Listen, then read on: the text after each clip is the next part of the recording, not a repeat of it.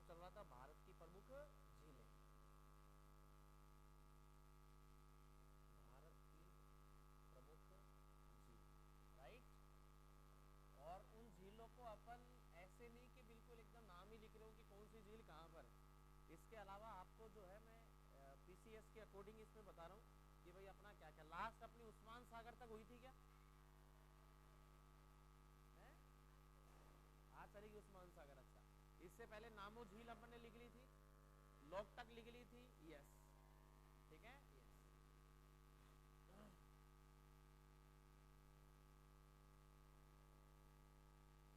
मैं मैथ पढ़ा रहा हूँ, क्यों नहीं पढ़ा सकता क्या?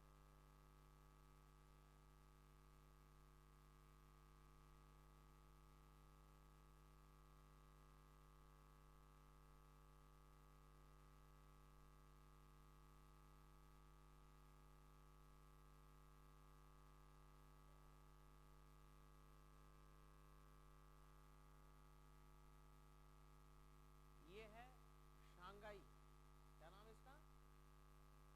हाँ देखिए, ये मणिपुर का जो हिरण है, लोकटक झील के वहां पे पाए जाने वाला, दिखाया था डांसिंग डियर, ये है सांगाई। क्या नाम है? शांघाई, ये है वो शांघाई। ओके, यस, कुछ इस प्रकार से दिखाई देता है। इसके सींग जो है अन्य हिरण से बिल्कुल अलग होते हैं, ठीक है, कुछ इस प्रकार के। और लिखवाया था मैंने इसमें लोकटक झील के अंदर कि यहाँ पर मणिपुर का डांसिंग डियर जिसका नाम है सांगाई, डियर का मतलब होता है हिरण, राइट। चलिए, नामो झील लिखा दिया था। अब नेक्स्ट जो चलेगी वो है उस्मान सागर। ओके, लिखेगा तेलंगाना के हैदराबाद शहर में,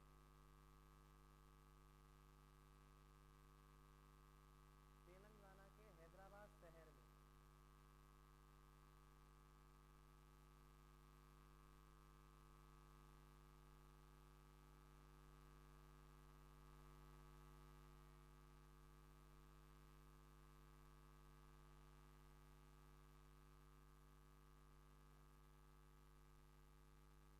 तेलंगाना के हैदराबाद शहर में, लिख लिया क्या? लिखेगा इसका, इस झील का उद्देश्य,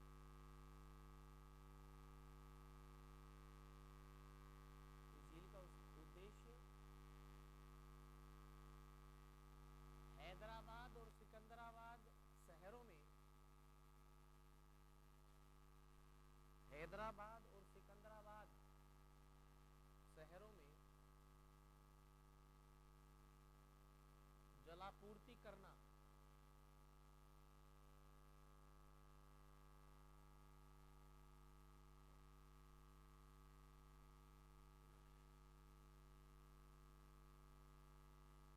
हैदराबाद और सिकंदराबाद शहरों में जलापूर्ति करना, पीने का पानी। हुआ क्या था साहब, एक बार जो है 1908 में यहाँ पर आई थी बाढ़, क्या आई थी? और मैंने बताया था हैदराबाद में होते थे निजाम, कौन होते थे? निजाम, याद करिएगा, निजाम सागर वगैरह बना रखी है।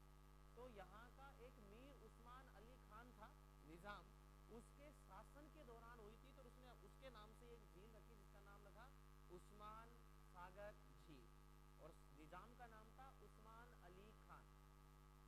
1908 में बाढ़ आई, और नदी में बाढ़ के पानी को रोकने के लिए हमें एक बांध को बना देना चाहिए ताकि पानी का पूरा वेव क्या हो जाए, रुक जाए और पानी इधर उधर ना फैले। तो 1908 में बाढ़ आई थी, तो 1920 में इसके निजाम ने कहा कि भाई मूसी नदी पर जो है क्या बनाया जाएगा, बांध बनाया जाएगा, और उसका पूरा जलाशय जो है वो क्या बन जाएगी, एक झील बन जाएगी। बांध बनाया, व्यक्ति ने बनाया, तो कैसी झील होगी? कृत्रिम झील। समझ गए मेरी बात? लिखेगा 1908 में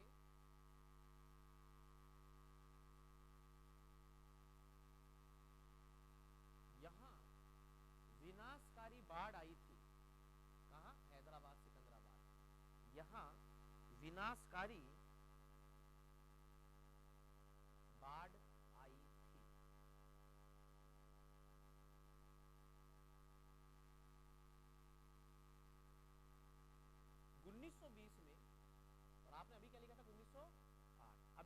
1920 में, नेक्स्ट लाइन,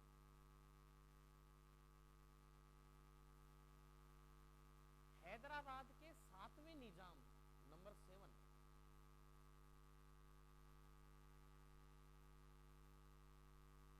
मीर उस्मान अली खान ने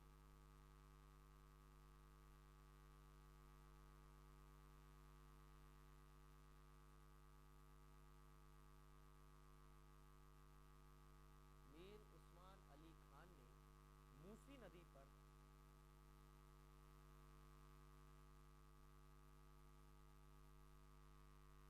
बांध बनवाकर, बांध ओब्लिक कर देना एनीकट,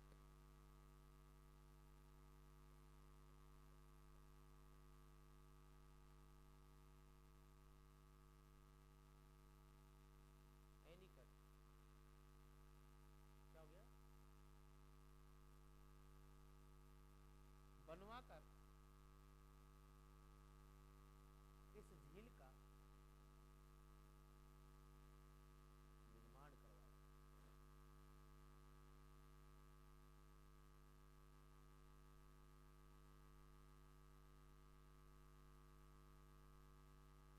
यह है जो निजाम था मीर उस्मान अली खान, ये गर्मियों के दौरान वहां पर उस झील के आसपास, मतलब अपना दिन का समय उस झील के आसपास बिताता था ताकि ठंडी हवा चले और गर्मी से राहत मिले, क्योंकि पहले उस समय की अगर बात करें तो एसी, पंखे, कूलर नहीं हुआ करते थे, क्योंकि इन चीज़ों इलेक्ट्रिसिटी की इनकी शुरुआत ही नहीं हुई थी, ठीक है। और हाथ से हिलाने वाले पंखे लोग हुआ करते थे, निजाम था तो ऐसे लोगों की इसके पास में कमी नहीं थी, और पेड़ पौधे वगैरह सुंदर सब बगीचा सा बना करके वहाँ पर जो है इसके किनारे ये ग्रीष्मकालीन शहरगाह था इस निजाम का। और वर्तमान में इसको ऐतिहासिक धरोहर बना दिया गया है। ऐतिहासिक धरोहर का मतलब होता है कि राजाओं ने बनाई हुई कोई प्राचीन चीज, राजा ने, निजाम ने, समझा मेरी बात ने, उन्होंने बनाई हुई कोई प्राचीन चीज वर्तमान में वो कोई भी महल है, कोई भी किला है, कोई भी शहर है, जैसे जयपुर सबसे प्राचीन है, राजा ने अपने पूरे दिमाग के साथ में इसको बनाया। वास्तुकार जो था जयसिंह, जयसिंह बहुत इंटेलिजेंट था, क्योंकि बाकी सब राजा तो लड़ाई करने में इन सब में व्यस्त थे, और इनके साथ में कोई इसलिए नहीं करता था कछवा वंश के साथ में, क्योंकि इन्होंने अपना रिश्ता डायरेक्ट किससे कर लिया था, मुगलों के साथ। अब इनको डर किसका, लड़ाई करेंगे तो मुगल ही तो करेंगे, और आसपास के दूसरे साम्राज्य, दूसरे रियासत की इतनी हिम्मत नहीं थी कि इनके ऊपर अटैक करें, क्योंकि जाहिर सी बात है उस रियासत के पास में जो पड़ोसी जो रियासत उसके पास में 50,000 सैनिक हो सकते हैं, लाख हो सकते हैं, इन लोगों के पास में तो जो है करोड़ों की संख्या में सारे मिला लेते, इसलिए कोई लड़ता नहीं। तो इनके जो भी राजा से, राजा का बेटा राजा बना, तो इनके बेटों को, इनके अपने पोतों को बहुत अच्छी तालीम, बहुत अच्छी पढ़ाई करवाई, पढ़ने के लिए विदेश भी जाया करते थे, नालंदा, तक्षशिला जैसे विश्वविद्यालयों से भी जो है ये हेल्प लिया करते थे। तो बहुत सारे ऐसे राजा हुए जो बहुत बड़े महान संगीतकार भी थे, सुरोकार उनका जो है, इन्होंने उनका अध्ययन किया, बहुत किताबें लिखी, और ये था जो साइंस में बहुत अच्छी रुचि थी, आर्किटेक्ट था और वास्तुकार का जानकार था, पूरे जयपुर को जो है वास्तु शास्त्र से दर्शाया। सबसे पहले जैसे घर के अंदर हम सबसे पहले मूर्ति स्थापना करते हैं या गणेश जी की मूर्ति लगाते हैं, उस हिसाब से इन्होंने सारी चीजें की और बनाया। इसलिए तो जो भी जंतर मंत्र जो होते हैं, जहाँ पर ग्रहों को, नक्षत्रों को, राशियों को, जन्म हुए व्यक्ति को उसकी क्या राशि होगी उन सबको जानने के लिए उसने जंतर मंत्र बनाए, और पूरे भारत के अंदर जंतर मंत्र की संख्या टोटल 5 कितनी है, एक हमारे जयपुर में है, दिल्ली में है, लखनऊ में है, उज्जैन में, तो ऐसे।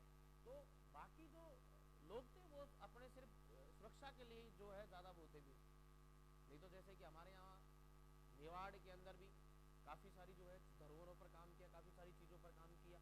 जैसे कि बात करें हमारे महाराणा कुंभा, महाराणा सांगा, इन्होंने अपनी जो है जितनी भी धरोहर है इनके ऊपर काम किया, इन्हें तो राजस्थान की स्थापत्य कला का जनक भी कहते हैं, समझे ना मेरी बात। तो ये सब चीजें हैं, और जो भी ऐतिहासिक चीज वही होगी जो पुराने समय की काफी फेमस रही है और उसकी जैसी कोई दूसरी ना मिली, ठीक है। तो वर्तमान में जो है इसको ऐतिहासिक धरोहर भारतीय पर्यटन विभाग या ऐतिहासिक जो संस्था है, भू सर्वेक्षण विभाग वगैरह ये सब करते हैं। बाकी एक जो पूरे विश्व में संस्था है जिसका नाम है यूनेस्को, क्या नाम है वो हम एक लिस्ट लास्ट में हम पढ़ेंगे पूरी की पूरी, जब हम टॉपिक करेंगे पर्यटन वगैरह का, धरोहर वगैरह का, स्टैटिक जीके का पार्ट है, तो वो हम पढ़ेंगे कि यूनेस्को ने भारतीय कौन कौन सी प्राचीन जो भी विरासत है इतिहास की, उन सबको जो है अपनी सूची के अंदर सूचीबद्ध किया है, जिसमें आपका जयपुर परकोटा वो भी जो है यूनेस्को ने क्या किया, अपनी धरोहर में शामिल किया।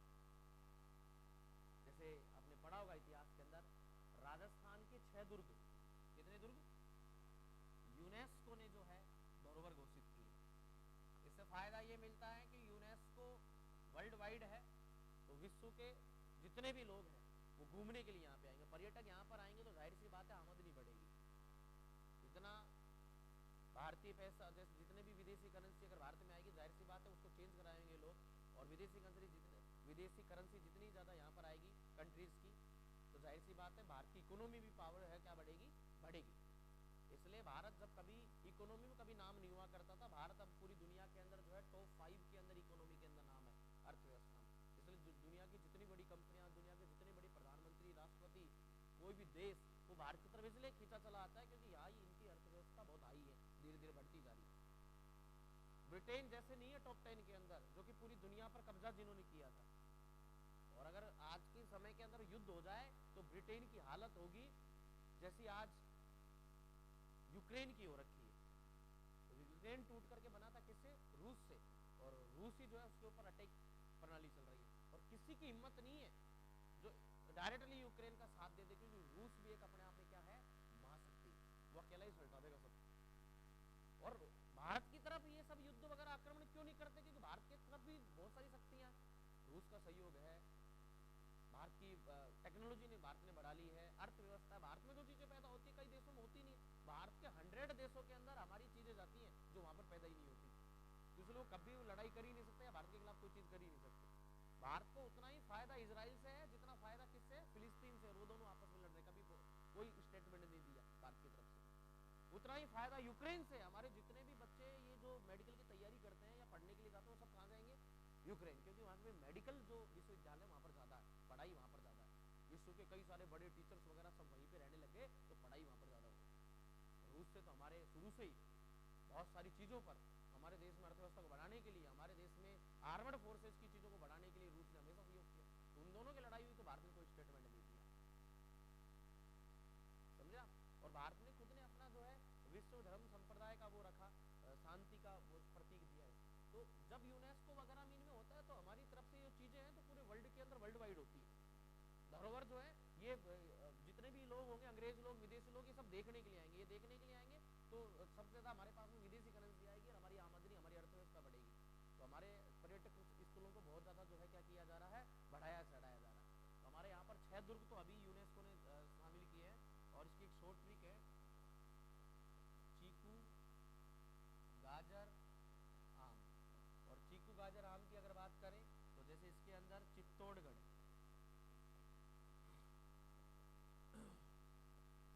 कुंभलगढ़,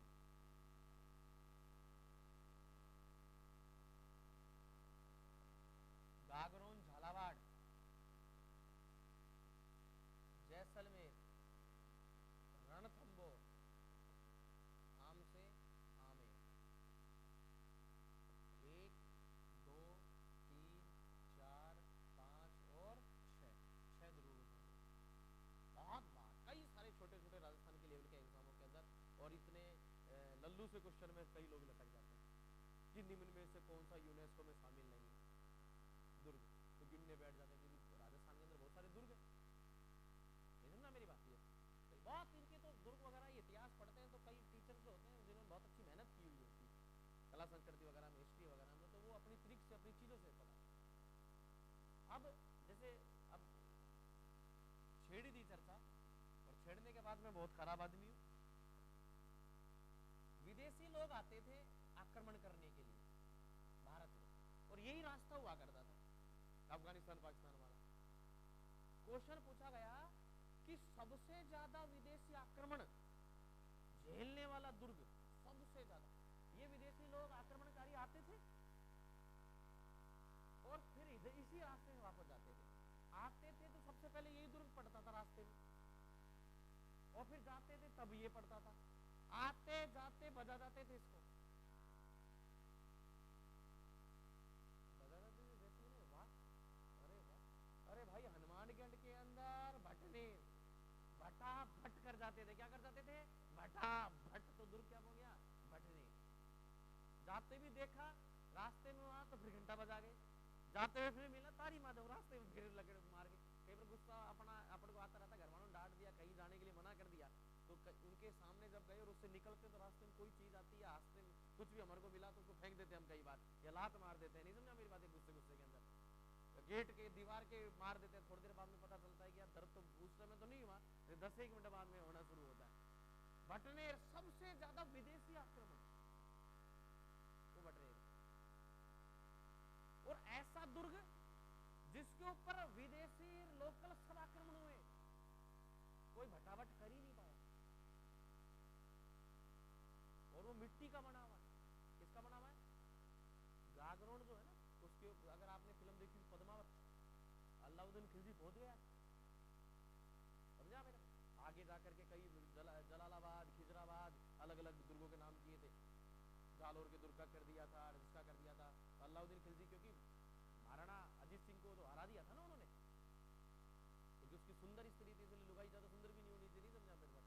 या कोई और देखे या फिर उनकर कोई लड़ाई हो, क्या मतलब? अलाउद्दीन खिलजी ने सुना था उसके बारे में, बहुत सुंदर थी पद्मावत, जैसा कि पद्मावत लिखा गया है उसके अंदर। भाई विद्या में मैं तो नहीं देखा, नहीं समझा मेरी बात? ऐसा ऐसा सुना मैंने। इतनी सुंदर थी, इतनी सुंदर थी कि पानी भी पीती थी तो गले में से दिखता था उसको। बतावा,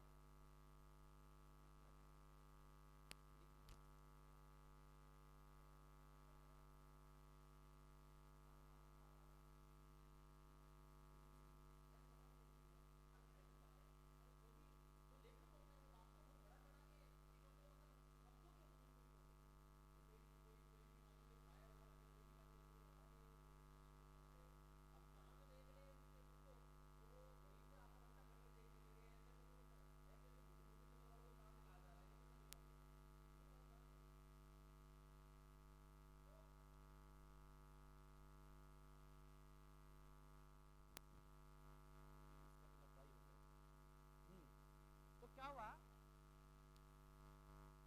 खूब लोकल और सब लोगों ने आक्रमण किया, लेकिन इसको कभी जीत ही नहीं पाए, इस ऐतिहासिक धरोहर को। और ऐतिहासिक ही बना रखा इसको।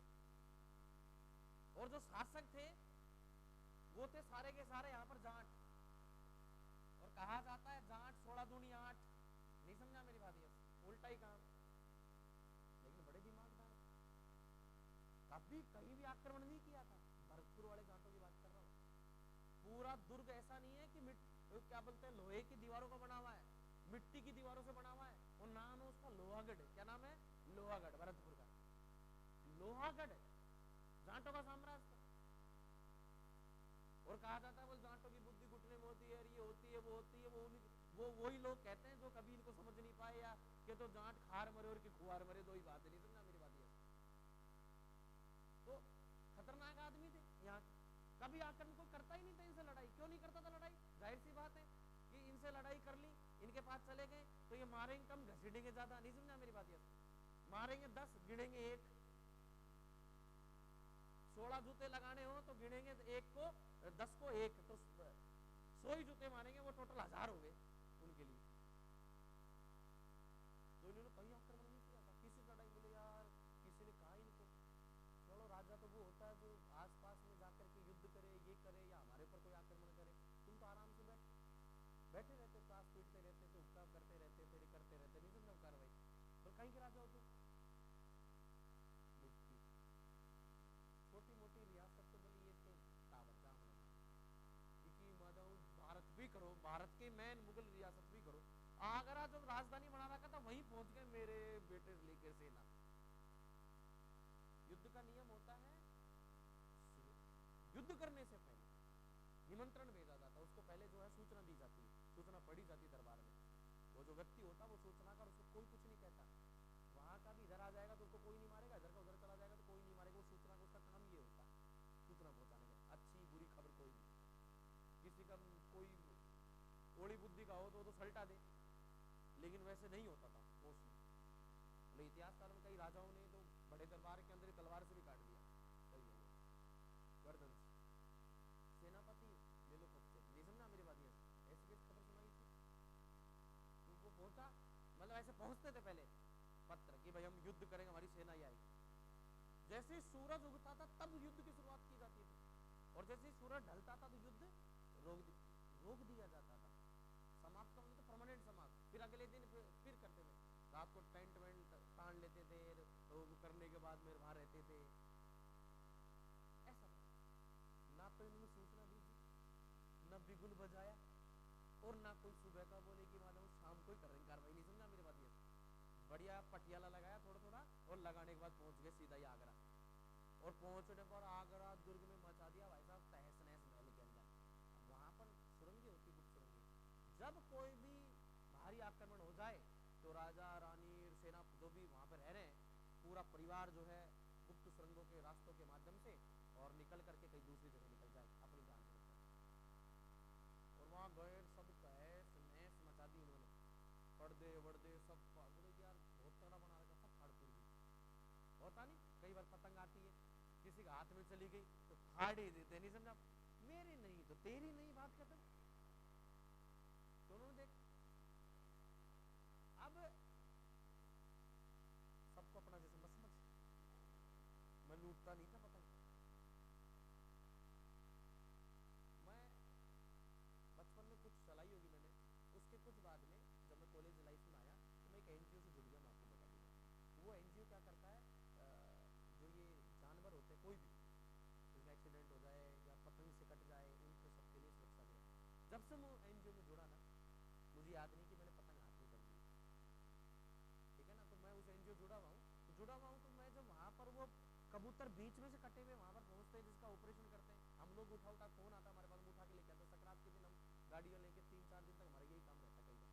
तो खैर लाइफ में थोड़ा बिजी होगा, जब कॉलेज लाइफ में था तो ये बहुत किया, पेट्रोल भी हमारा सब कुछ हमारा। वो कॉल सेंटर में फोन करते थे, वहां से हम कबूतर को तुरंत रेस्क्यू करते थे, उसको डब्बे में डाला और सीधा वहां हमने सेंटर बना रखा था, वहां पे डॉक्टर्स वगैरह की टीम भी होती थी जो फ्री सेवा करती थी और उनको जो है ऑपरेशन करके दवाई वगैरह लगा के और उनको हीटर वगैरह, क्योंकि जनवरी के समय वर्षा रहती है तो सॉरी इसका सर्दी का रहता है और वर्षा का भी रहता, मावट वगैरह होती रहती है तो सर्दी बढ़ती रहती है।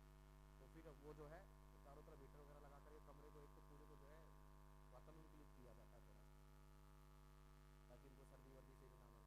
कई लोग डेड हो जाते हैं तो फिर उनको एक साथ हम लोग जो है खड्डा खोद करके नमक वगैरह डाल के उनको एक साथ करते हैं, और जो बिल्कुल सही हो जाते हैं उनको फिर हम 5-10 दिन बाद में उनको फ्री कर देते हैं। अखबार वगैरह में बहुत सारी ऐसी न्यूज़ फोटो वगैरह भी आती हैं, कई न्यूज़ ये सब। मैं फिर उसके लिए करने की वजह से मेरा मेरे जो उनकी हालत देख करके मेरा दिल खराब हो गया, मैंने जो भाड़ में गई ऐसी चीज़, इसलिए मैंने बंद कर दी। तो लूटने की तो बात ही नहीं, बचपन में तो सब करते ही नहीं करते। अब ये इन लोगों ने डायरेक्ट आगरा सब तोड़ दिया, पहुंच गए रानी के महल तक, रानी के कमरे तक। देखा तो वहां भाई साहब एक टब रखा हुआ था, उसमें गुलाब के फूल पानी भरा हुआ था। वो देखे सारी ये तो हमारे तो है ही नहीं ऐसा। वो जोरदार सिस्टम फाड़ लो, लगाई साबड़ी, लगाई फावड़ी, उपाड़ लिया। दूसरी रानी के लिए देखा, वहां पर भी था ऐसा, समझ में उनको कुछ नहीं आ रहा था, लेकिन था क्यों है, उपाड़ लिया, 2 उपाड़। रास्ते से जा रहे तो आगरा किले पे देखा, जाते जाते गेट इतना बड़ा इतना सुंदर और देखा देखा लग रहा है, और यार हमारे दादाजी के समय ये गेट हमारे ही तो है, काट लो। गेट को काट लिया और गेट लाए, और लाते ही सबसे पहले कर दिया था ऐलान कि हम जीत लाए आगरा। खड़े भाग खड़े, युद्ध में अगर व्यक्ति भाग गया तो भी क्या माना जाएगा, हारा हुआ माना जाएगा, मर गया तो हारा हुआ ही कंट्रोल में आएगा। तो फोड़ फाड़ करके मेरे बेटे आगे, ठीक है। और आगे तो पूरी रात वहां से बैलगाड़ियों से पहले यही चलती थी, घोड़े वगैरह बैलगाड़ियां बैलगाट इनसे सबसे आगे, ऊँट वगैरह सब लग गए थे, और उनमें भर लाए सारा सामान ला के। बोले साहब पहली बात तो गेट की चुनाई जरूरत नहीं, बढ़िया गेट था ही नहीं नीचे, कर दिया। और फिर बड़े बुजुर्गों ने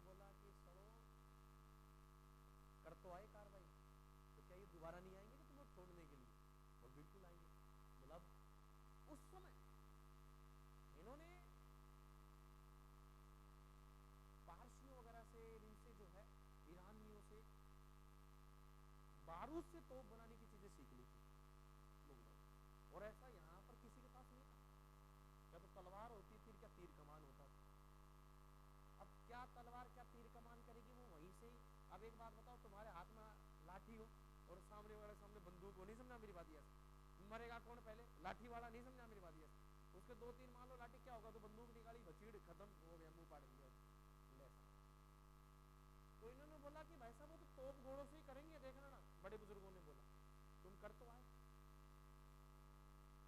अरे भाई दबेड़ो सांप ही बटको भरे, बोलते ही नहीं बोलते हमने। कोई सांप जा रहा हो और उसके गलती से हमने पैर दबा दिया तो वो उल्टा मुड़ के आपको बटका भरेगा। या जा रहा हो तो उसको छेड़ना ही क्यों? लेकिन हमारी तो छेड़ने की आदत है किसी भी चीज को, नहीं समझा मेरी बात? तो बोला आइए तो सही। बोले साहब दिमाग लगाया तगड़ा, और भाई उस किले के चारों तरफ खाई खोद दी। क्या खोद दी? खाई। पास में से ही नदी जा रही थी, वहां पे बांध बनवा करके और उसकी नहर लाई, सुजान गंगा नहर। कौन सी नहर? सुजान गंगा नहर। यानी कि ये दुर्ग है, चारों तरफ खाई खोद दी और लाए साहब एक नहर, और नहर का नाम है सुजान गंगा। मैं पढ़ाऊंगा राजस्थान के अंदर पूरा आइडेंटिटी, और इसमें भर दिया पानी और छोड़ दिया मगरमच्छ, सांप। अब आ जाओ बेटा। और इसमें जाने के लिए यहाँ पर वो गेट, और उसको जो चैनल के द्वारा वो गेट बंद हो जाएगा, वापस खुल जाएगा, बंद हो जाएगा। और चारों तरफ बड़ी बड़ी जो है, इसके चारों तरफ बड़ी बड़ी जो है मिट्टी की दीवार भी बना दी, क्योंकि यहाँ पे तोप रखेंगे तो डायरेक्ट यहाँ पे विस्फोट, खेल खत्म। समझा मेरी बात? में तो बड़ी बड़ी दीवारें कर दी, काफी मोटी मोटी, और दीवारें बना दी चारों तरफ। ठीक, गेट लगा दिया। ये लो साहब, लिख दिया बाहर नेम प्लेट कि हम उस दुर्ग में वहां एक बार हम आक्रमण करने गए थे, वहां से जीत के लाए थे। ऐसे नहीं लिखा पहाड़ के लाए थे, जीत के लाए थे, नहीं ना। लेकिन उनका क्या, वो दो लेके आए थे। अब तुम्हारे जैसे कई लोग देखे, यार ये तो है तो जोरदार चीज है। तो तुम में से किसी ने बोला अरे सड़ो ये तो खेड़ी है। खेड़ी? अरे वो जानवरों को पानी पीने वाली ये सिस्टम ही खेड़ी। बोला रहा सड़ो क्या लिया है, जबकि वो रानियों के स्नान करने के लिए गर्म पानी का जो है बाथ टब, उसको इंग्लिश में बोलते हैं जक्कुजी, जिसके मायने वो श्री देवी जी जो है डूब के मर गई थी उसके अंदर। लगा ली उसमें दवाई वही, नहाने गई होगी, नहाने गई होगी तो हो गई साहब उसी में डूब के मर गई, होटल के अंदर लेके आए मर गई। तो वो है जक्कुजी बोलते हैं। क्या बोलते हैं? जक्कुजी। ओके। तो कई होटलों में, कई बड़े घरों में वो सब चीजें लगाई जाती है। पैसा दबाया सब कुछ करने के लिए, गरीब आदमी आता। तो भाई इन्होंने वो लेके आए और बोला कि सड़ो ये तो खेड़ी है। तो अंदर रखना चाह रहे थे वो लोग, लिख दी उसके ऊपर कि हम जीत के लाए। अरे बोला सड़ो खेड़ी है, तो उन्होंने वो पर्ची पुर्ची तो पाट दी, और वो एक तो टूट गया, बाकायदा एक आदमी बाहर रखा हुआ वहां पर, वो गेट भी लगा हुआ है, उसके ऊपर पूरा बाकायदा लिखा हुआ है सन वगैरह में, उस समय उस राजा के समय हम लोग जो है हमारा, और वास्तव में वो लोग जो है यहाँ से लूट करके लेके गए थे उसको, गेट को, इनका खुद का, हमारा खुद का। क्लियर? ऐसा है। अब वो आए वहां से कुछ समय बाद, और उन्होंने लगाई यहाँ पर तोप और दीपक कीड़े दबा दब, लेकिन वहां पर ये मोटी मोटी दीवारें थी और मिट्टी की सौंदर्य, मिट्टी के कण होते हैं, एक दूसरे से जो है आसपास होता है, घनत्व तो बहुत कम कर देता है। आपने कभी देखा होगा कहीं कोई आर्मी वगैरह के गेट पर चौकसी जब होती है तो एक बंदूक लेकर के या कोई भी फौजी साहब खड़े होते हैं तो मिट्टी के कट्टे बिछे हुए होते हैं। चौकी पर भी ऐसा ही होता है, जहां पर भी हमारी सीमा सुरक्षा बल वगैरह काम करते हैं, मिट्टी के कट्टे भर दिए जाते हैं ताकि वहां से गोली आए तो गोली सीधी मिट्टी के कट्टों में धस के रह जाए, आर पार ना हो। अगर आपने लोहे की ऐसे तेज कर ली, बोले साहब लोहे की लगा लेंगे और करेंगे ना तो उसको भेज जाएगी पूरी की पूरी। ये भी मिट्टी की एक क्षमता होती है, तेज आती हुई गोली को रोक लेती है। पूरा दिमाग लगाया था, मिट्टी का ही बनाया था इन्होंने। खूब घोड़े चलाए इन्होंने, लेकिन ये लोहागढ़ को जीत नहीं पाए। पहले इसका नाम था भरतपुर दुर्ग, और जब ये लोहे की जैसी दीवार बना दी इन्होंने तो जीत नहीं पाया, तो नाम क्या कर दिया, लोहागढ़। आज भी उनके गोलों के निशान उसकी दीवार पर है बड़े बड़े, ठीक। और यहाँ से बैठे बैठे कर रहे थे, होगा राजी, चलो होगी, हो गया, चलो ऐसे कर रहे थे। इवन जब भारत का संविधान बन रहा था तब भी सबको मना कर दिया था, बल कोई सबको लाइसेंस रहेगा, सब जो भी बंदूक लेगा उसी को मिलेगा, बंदूक के पास रहेगा।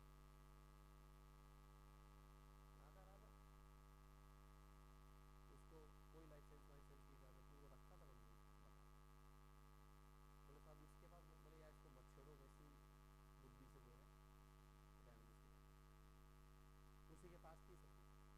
और इनके भरतपुर के रियासत के शासकों के ऊपर जो है फिल्में भी बन रही, कई सारी फिल्म आई, तो उनके डायरेक्टर के नाम भी पूछे गए। ऐसे फिल्में जो हमारे इतिहास को दर्शाती हो और जो हमारे समाज को मैसेज देती हो, किसी भी एग्जाम के अंदर उसके डायरेक्टर के बारे में, किसके बारे में, डायरेक्टर इंग्लिश में बोल दिया, अगर हिंदी बोले तो निर्देशक, जो उस फिल्म को पूरा करता धरता वही हो, उसके नीचे फिर पूरी टीम हो, उसके बारे में 100% पूछा जाता है।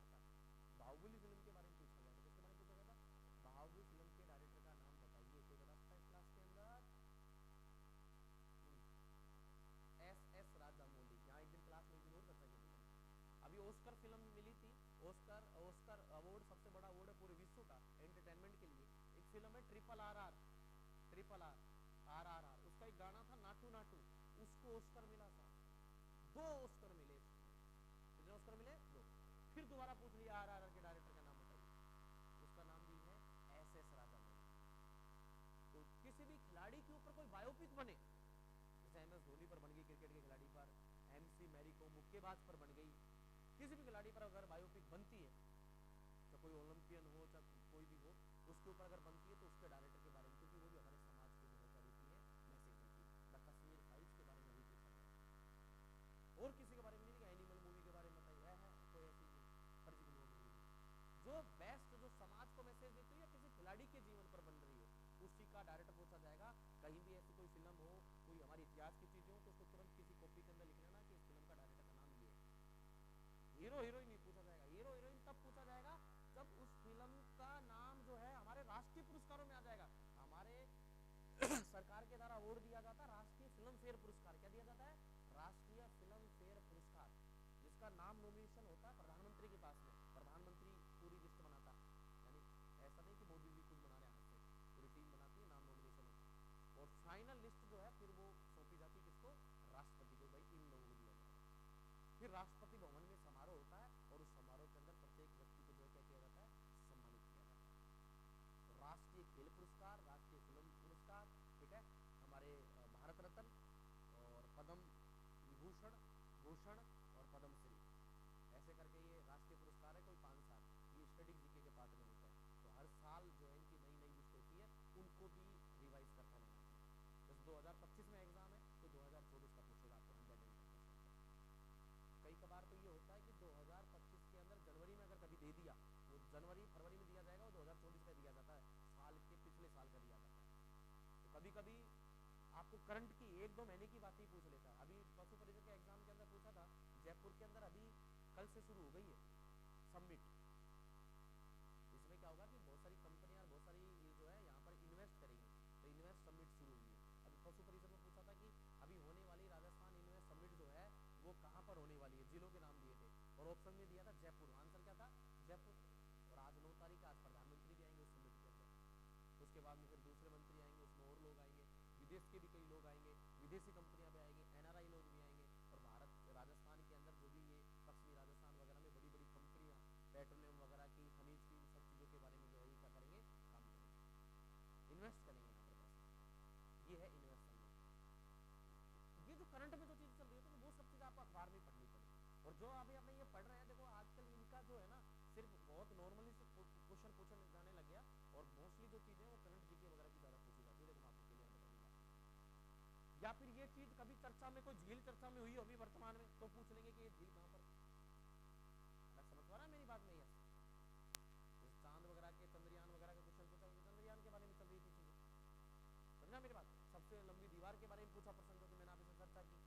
दीवार के ऊपर जो है क्या डाला गया था, लेजर शो किया गया था।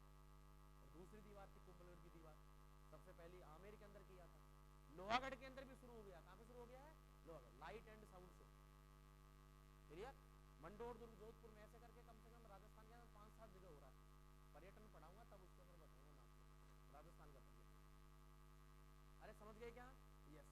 तो ये है कौन सी झील होगी, उस्मान सागर। तो वहां का जो निजाम था मीर उस्मान अली खान, उसने बनाई थी, ठीक है। यस, और एक ऐतिहासिक है। यस, और लिख लेना ये लाइन।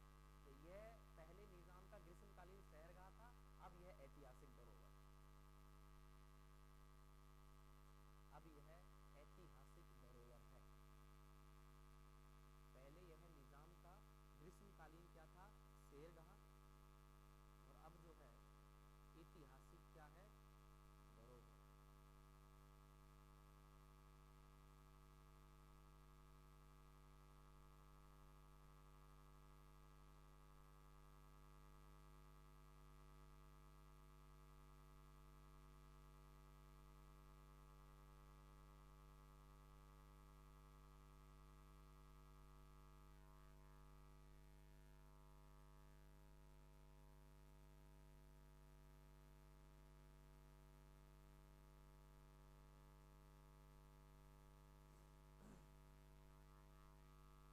लिख लिया क्या?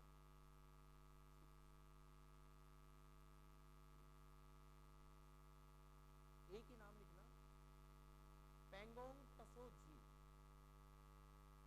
लास्ट वाला नाम। ये दोनों एग्जामों में आए हैं अलग अलग प्रकार से, लेकिन ओरिजिनल नाम पेंगोंग तसो झील।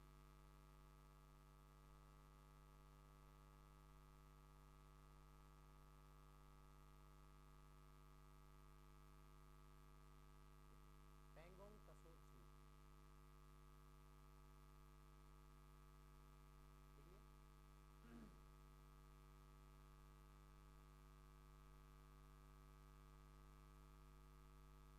कई बार इसका भी क्वेश्चन बहुत एग्जाम में फंसा है, और कई लोग इसमें भी कई बार अड़के।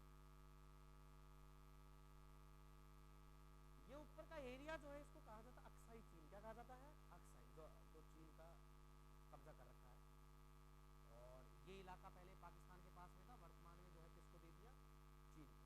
और यहीं पर ही जो है हमारा सबसे दुर्गम चौकी भी, ठीक है। क्या नाम उसका, सियाचिन। यहाँ पर है ये चीज, ठीक है। यानी कि इसके और पहाड़ियाँ वगैरह है, क्योंकि लद्दाख का चित्र है।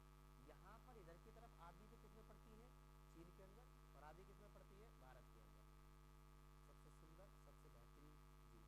आपने फिल्म देखी होगी 3 इडियट, तो जिसमें लास्ट में आमिर खान अपना एक स्कूल बनाता है लद्दाख के अंदर, ठीक है ना। लद्दाख का ही व्यक्ति, उसके नाम पर ही बनी है शादी, बायोपिक बनी, ठीक है। यस, जो फिल्म का जो व्यक्ति था ना, फुनसुक वांगडू, अरे नाम सुना, फुनसुक वांगडू। फुनसुक वांगडू एक ओरिजिनल व्यक्ति, और आज भी लद्दाख के अंदर जो है वो इन क्षेत्रों में काम कर रहा है, ओरिजिनल।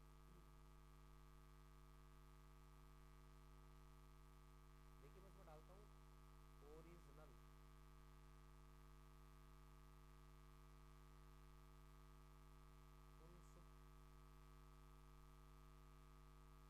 फुनसुक वांगडू, ये ओरिजिनल, ये दिखाई दे रहा है आपको, ये है फुनसुक। ये काम करता है लद्दाख वगैरह के अंदर, वहाँ पर एक बहुत साइंटिस्ट है, और इसके ऊपर ही जो है क्या बनी है, फिल्म बनी है, पीके, सॉरी 3 इडियट, राइट, 3 इडियट। वहाँ पर काफ़ी सारी चीज़ों पर काम करता है, रियल भाई। और देखो वहाँ पे उसने इतने तेज तापमान के अंदर जो है हरी सब्जियों को भी उगा, ठंडे तापमान में हरी सब्जियों को भी काम किया, ग्रीन हाउस वगैरह बना करके। सोलर जो ऊर्जा की जो प्लेटें हैं, यस, उस पर भी, कि कम सूर्य के प्रकाश के अंदर भी जो है बिजली बन जाए। बहुत सारी चीज़ों पर उन्होंने काम किया, कौन से। अब मैं दिखाता हूँ आपको पेंगोंग झील, ध्यान वेरी ब्यूटीफुल है। लद्दाख जाएंगे तो 100% ये झील तो आपको, सिर्फ वही स्पॉट है, हर बहुत ज्यादा टूरिस्ट यहाँ पर पहुंचते हैं, लेकिन वादा करो कि जिस दिन भी घूमने जाएं उस दिन जो है देखो क्या लिखा हुआ है, पेंगोंग तसो, क्या लिखा हुआ है, पेंगोंग तसो। और हमने भी क्या लिखा है, पेंगोंग तसो। समझ में आ गई, ओरिजिनल।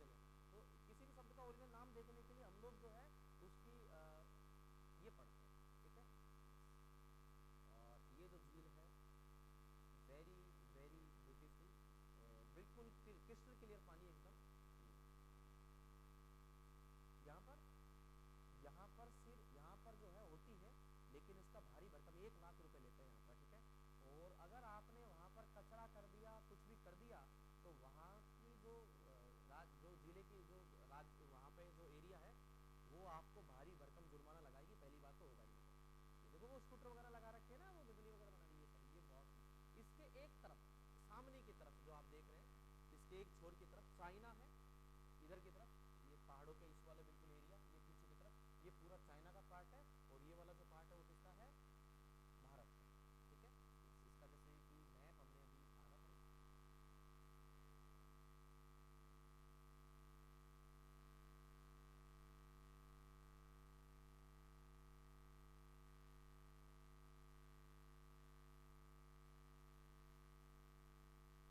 देखो सर ये अभी अपन ने बनाया था, यस, ये पूरा पार्ट जो है चाइना का भाग में, ठीक है।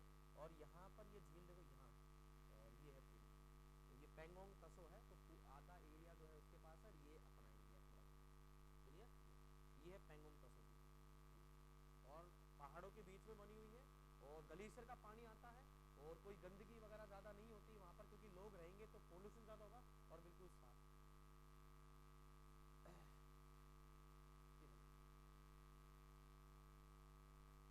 दिख रहा है क्या आपको?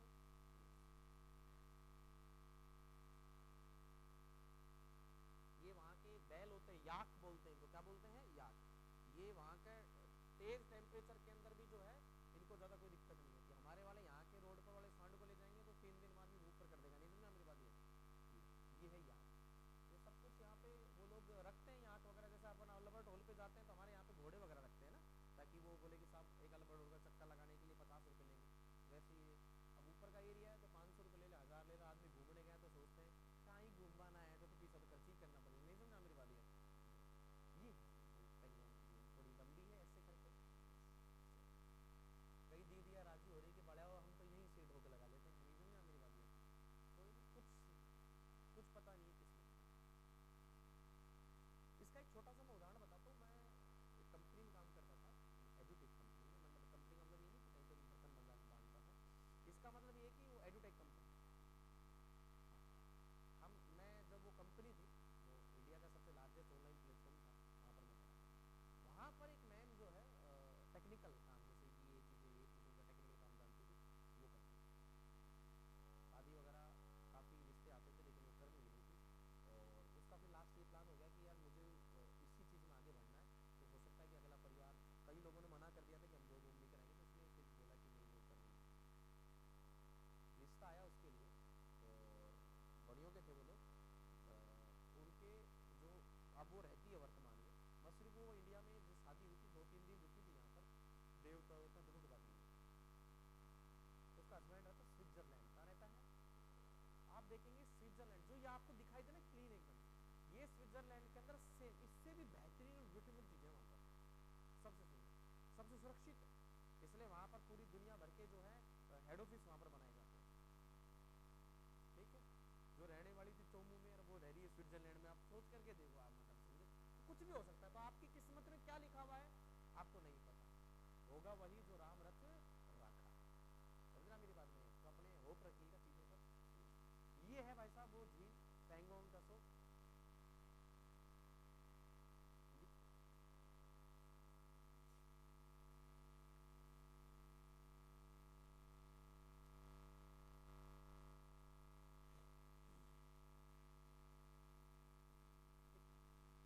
अगर किसी झील का नीला पानी दिखाई दे रहा है तो मतलब वो झील बिल्कुल क्लीन है, उसके अंदर जो है वायरस वगैरह, केमिकल, किसी प्रकार गंदगी नहीं।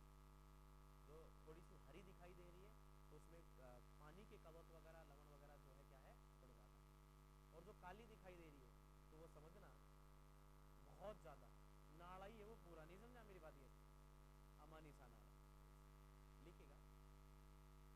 यह है भारत के लद्दाख और तिब्बत, ब्रैकेट में करना चीन,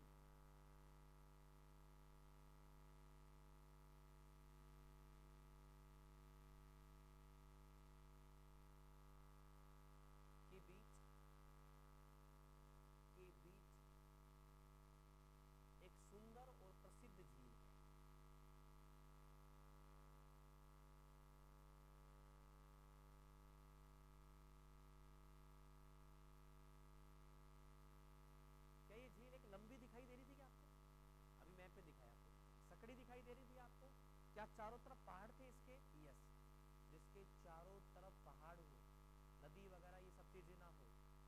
कहा, और पहले भी मैंने चर्चा की कि जिसके चारों तरफ राज्य हो, किसी राज्य के, कोई ना तो कोई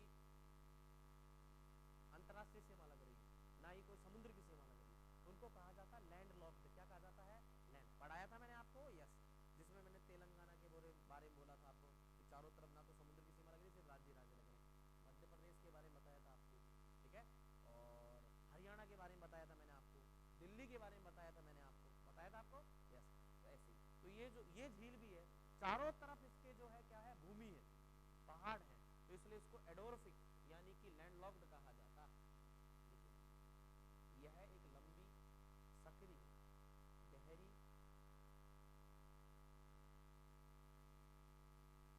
पता नहीं इस क्लास में जो लोग जो है जुड़ जाते हैं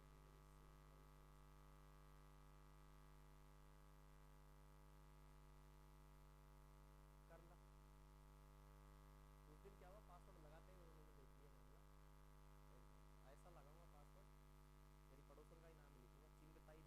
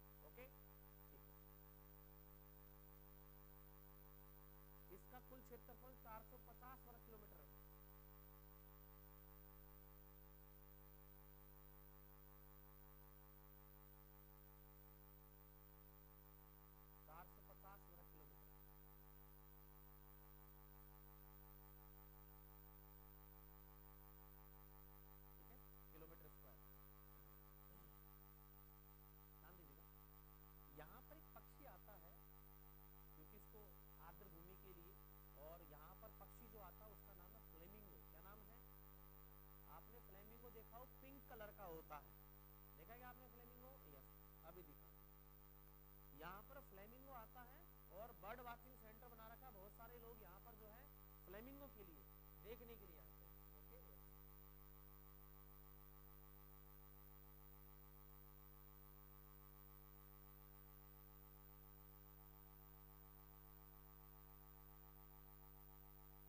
ये देखा होगा आपने, कलर पिंक है ना इसलिए।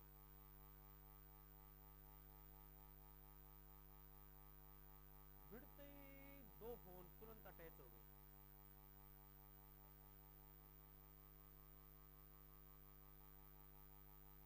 ओप्पो A3s कौन है? बस कर दी, आग लगा दी। एक कर दिया मैंने डिवाइस, अब इसमें रहेगा। सो सैड दीदी। और जबकि मेरे जो मैं साल भर का रिचार्ज कराता हूँ, मेरे जो इसके अंदर 2 GB आता है वो ऐसे ही पड़ा रहता है कि घर पे ही वाईफाई लगा हुआ है, बाहर ही कोई पेमेंट वेमेंट करना हो तभी नेट चलता है, मेरा नहीं बंद है। नहीं दीदी, तुम्हारी तरह नहीं हूँ कि मैंने जियो कर रखा, आराम का नहीं, मैंने शुरू से वोडाफोन था मेरे पास, वोडाफोन सॉरी आइडिया था मेरे पास में, VI में मेरा। मैंने जियो की सिम जो है बिल्कुल भी यूज नहीं किया आज तक। एयरटेल का इसलिए मैं पहले सीकर वगैरह जाता था, मेरा गांव भी है प्लस और भी बहुत सारे काम है, तो वहां पर एयरटेल का जो है ना थोड़ा कम था, इसलिए। जियो का तो कहीं चले जाओ, जियो का तो समुद्र में चले जाओ वहां भी मिल जाएगा आपको, छत पे है जियो का। अब आने वाली एक नेटवर्क कौन आने वाला है इंडिया के अंदर, है ना, स्टारलिंक, स्टारलिंक नाम से। वो क्या है कि उसका सैटेलाइट जो है बिल्कुल आसपास ही रहेगा, ऊपर ही, कई बार रात को चमकते हुए भी दिखाई देते हैं सैटेलाइट। ये है flamingo, my God what a beautiful, देखो आपने कई दीदी करते हैं ना, oh my God, oh my God, oh my God, वो ये देखो आप, ये है फ्लेमिंगो, इसको बोल सकते हैं। ठीक है,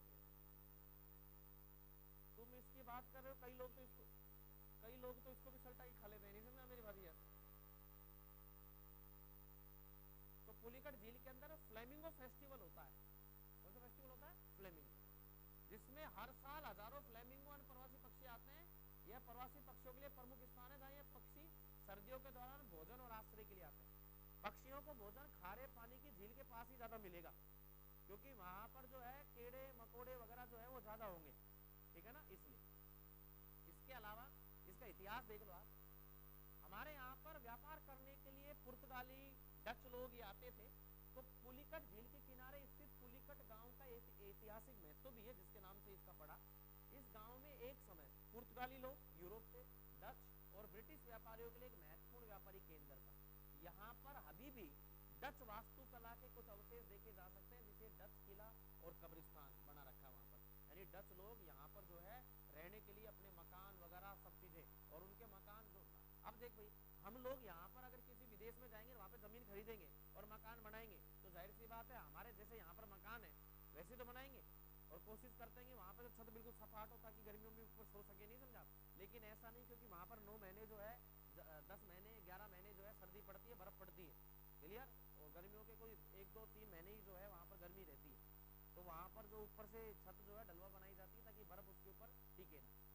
और हमारे जैसे मकान बना दिए, पता चले कि बर्फ जो है ऊपर 1 किलोमीटर ऊंची हो गई है और उसके नीचे हम दब गए क्योंकि छत ही नीचे पड़ गई है। ओके, यस, ऐसा नहीं है। तो इसलिए इसका इतिहास है, बस इतनी सी बात है, बस एक ये लाइन लिख लेना, पुलिकट झील जो है फ्लेमिंगो फेस्टिवल के लिए प्रसिद्ध है। यह झील फ्लेमिंगो फेस्टिवल के लिए प्रसिद्ध है।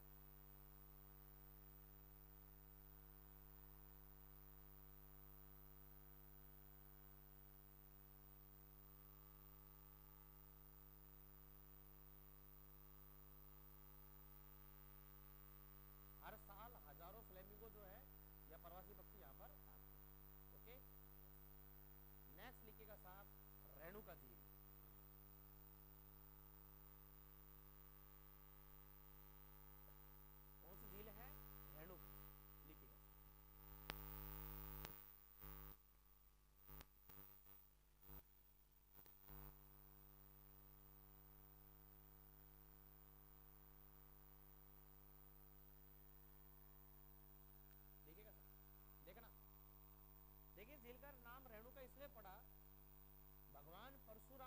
माता जी का नाम था रेणुका माता, उनके नाम पर पड़ा। यहाँ पर ये जो झील है थोड़ी चमत्कारी झील है, और जो भी कोई चमत्कारी वगैरह की कोई चीजें हो जाती है तो जाहिर सी बात है वहां पर मंदिर उंदिर बन जाएगा और मेले वेले लगने लग जाएंगे, नहीं समझा?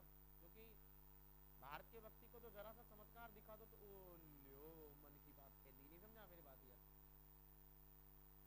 रेणुका झील हिमाचल प्रदेश के सिरमौर जिले में है, एक प्रसिद्ध प्राकृतिक झील है और 672 मीटर की क्या है ऊंचाई पर स्थित है। लिख लो, हिमाचल प्रदेश के सिरमौर जिले में, हिमाचल प्रदेश के पीछे वाले मोहल्ले में आज कुछ ज्यादा हलचल हो रही है। दोनों बालिकाएं खड़ी हो जाओ, तीनों खड़े होते। ठीक है, और शायद मैंने कुछ दिनों पहले ही बोला था कि जब सीट आगे खाली रहे तो खाली रहे ना रहे बैठना ही आगे, आ जाओ चुपचाप तीनों।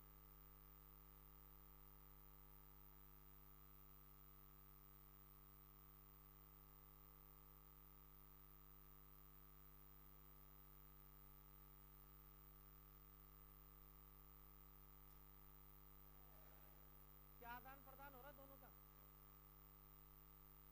आगे वाले मोहल्ले से पीछे वाले मोहल्ले में क्या?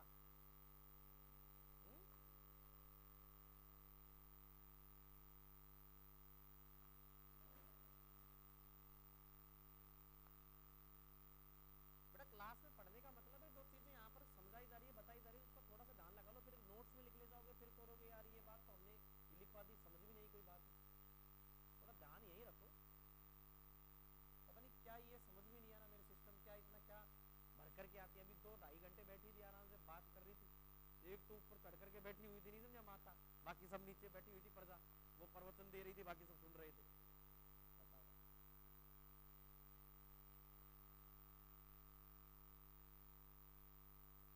हिमाचल प्रदेश के सिरमौर जिले में, लिख लिया क्या आपने? यस, नेक्स्ट लिखिएगा।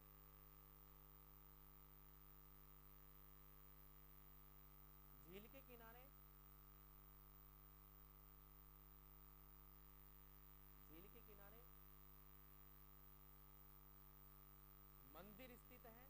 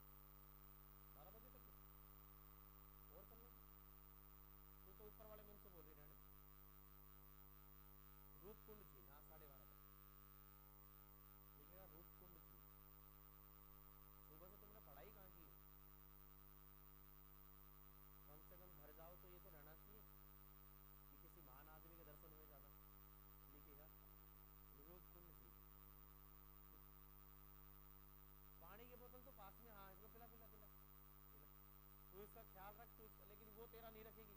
क्यों नहीं रखेगी? क्योंकि तेरी तबीयत खराब थी, आई नहीं तो आना चाहिए था इसको। तू तो हॉस्पिटल थी है ना, ब्लड खून उनको ना चढ़ाया।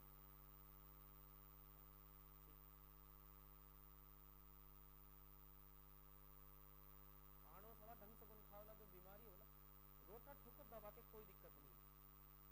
50 वर्ष की उम्र होने के बाद में रोटियों की संख्या या खाना ज्यादा तला भुला ये सब बंद हो जाता है 50 के बाद, क्योंकि उस समय ऑर्गन जो है, एंटीबॉडीज जो है वो कम काम करते हैं। ठीक है, तो इसलिए अभी इस समय जितना खा सकते हो ठोक के दबा के खाइए, कोई दिक्कत नहीं, कोई मोटे नहीं होंगे, कोई पतले नहीं, कुछ नहीं, बहुत बढ़िया है जैसा भी।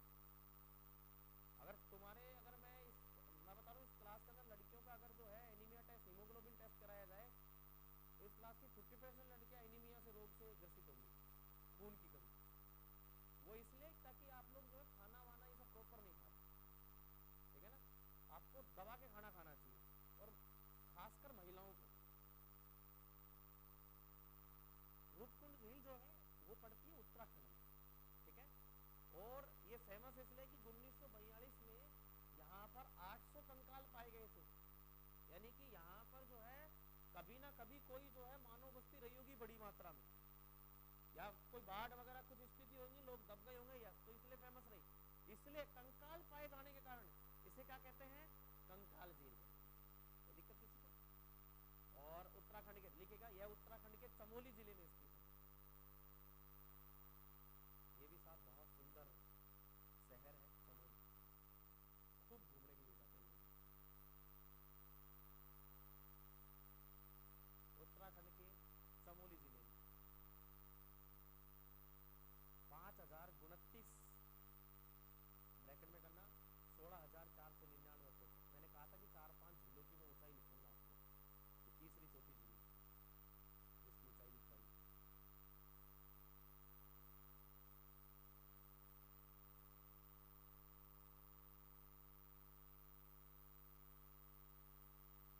उन्नीस सौ 42 में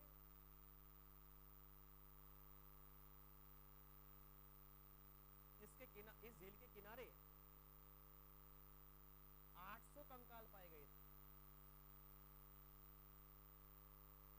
कंकाल का मतलब होता है स्केलेटन, हड्डियों का ढांचा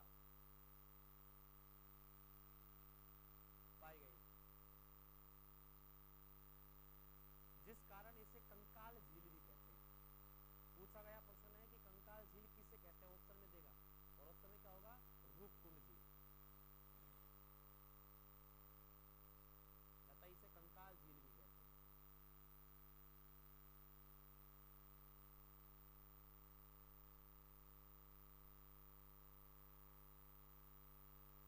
एक पद्धति होती है साहब रेडियो कार्बन पद्धति, कौन सी पद्धति होती है? उसी के अनुसार किसी भी चट्टान, किसी भी चीज के बारे में पता लगाया जा सकता है कि किस काल में या किस समय की रही होगी। ठीक है, किसी भी सभ्यता का पता तब लगाया जाता है उसके अंदर मिलने वाले कोई भी चीजों से। जैसे मान लीजिए वहां पर तांबे के बर्तन मिले हो तो वो ताम्र युगीन थे। कहीं पर आप इस समय निकालेंगे, इस समय मान लीजिए हमारी सभ्यता जब दब जाएगी तो यहाँ स्टील के बर्तन मिलेंगे। इससे पहले सारे समय के अंदर जब ये मानो तांबा वगैरह नहीं देखा था, लोहा वगैरह नहीं देखा था, तो मृद भांड मिलते थे, मिट्टी के बर्तन। समझना मेरी बात? किसी भी पेड़ की आयु पेड़ के तने के अंदर इस प्रकार से अंदर घेरे होते हैं, पेड़ को बीच में से काटते तो घेरे मिलेंगे आपको। इनकी जितनी ज्यादा संख्या होगी तो समझ लीजिए वो पेड़ उतना ही ज्यादा पुराना है। क्लियर? और किसी भी चट्टान, किसी भी संस्कृति के बारे में, जो पुरानी सभ्यता के बारे में जो विलुप्त हो गई, उसके बारे में पता लगाया जाता है कार्बन डेटिंग पद्धति। तो बताया गया कि ये जो कंकाल है ये 9वीं शताब्दी के रहे थे, यानी कि आज से लगभग जो है 2000 साल पहले, 1500-2000 साल पहले। और उस शताब्दी के अंदर जो है महामारी हुई होगी, गांव के अंदर बाढ़ आई होगी, लेकिन कार्बन डेटिंग पद्धति ने एग्जैक्ट बताया कि यहाँ पर जो है इनकी जो जान गई थी वो किससे गई थी? महामारी से। कोई वहां पर कोई कोरोना जैसी कोई बीमारी फैली होगी, कोई हेजे जैसी बीमारी, कुछ भी फैला होगा, और सब लोग एक दूसरे से ग्रसित होकर के सब लोग मर गए। क्लियर?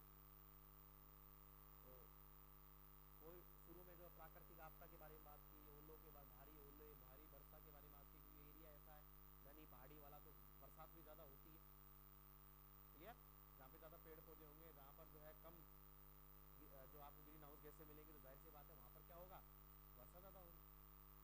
उससे चले गए, लेकिन लास्ट में बताया कि रेडियो कार्बन पत्ती जो है उसने बताया कि लोगों की जान किसमें गई थी, महामारी, ठीक है ना, लास्ट में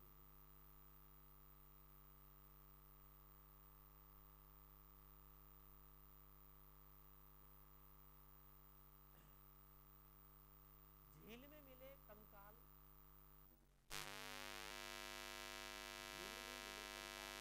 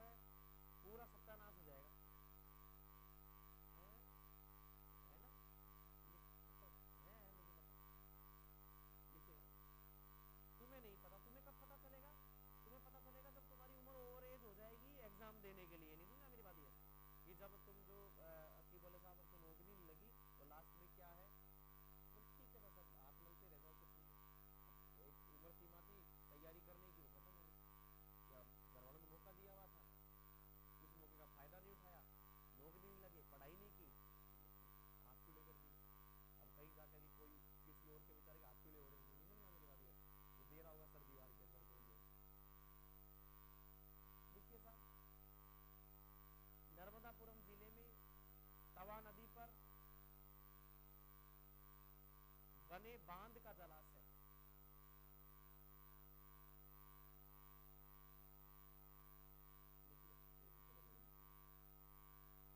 तवा नदी पर बने बांध का जलाशय। अब जलाशय है तो जाहिर सी बात है कैसी झील होगी, कृत्रिम और होगी ना, यस। कैसे पानी की हो गई, मीठे पानी। यह मीठे पानी की कृत्रिम झील है।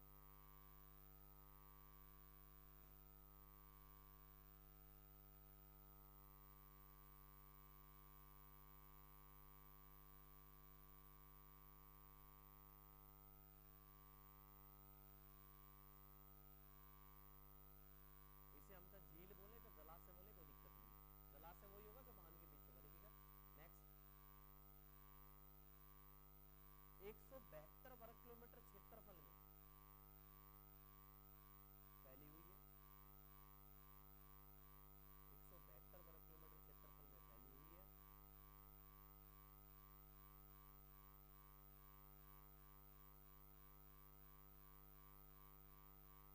इससे सिंचाई, पेयजल व मछली पालन का पालन,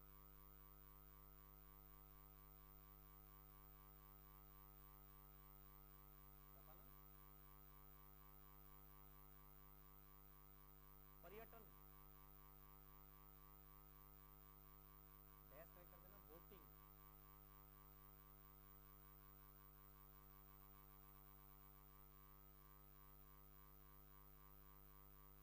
प्रसिद्ध पिकनिक स्थल।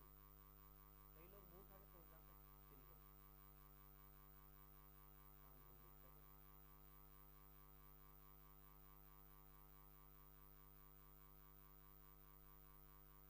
के रूप में प्रसिद्ध किया जाता है, के रूप में प्रसिद्ध हो गया।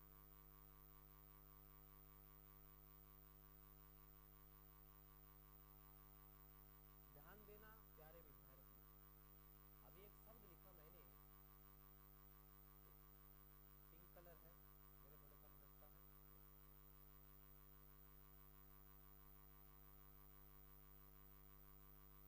मछली पालन। मछली पालन दो रूपों में किया जाता है, या तो मछली को खाने के लिए, या फिर बोलो,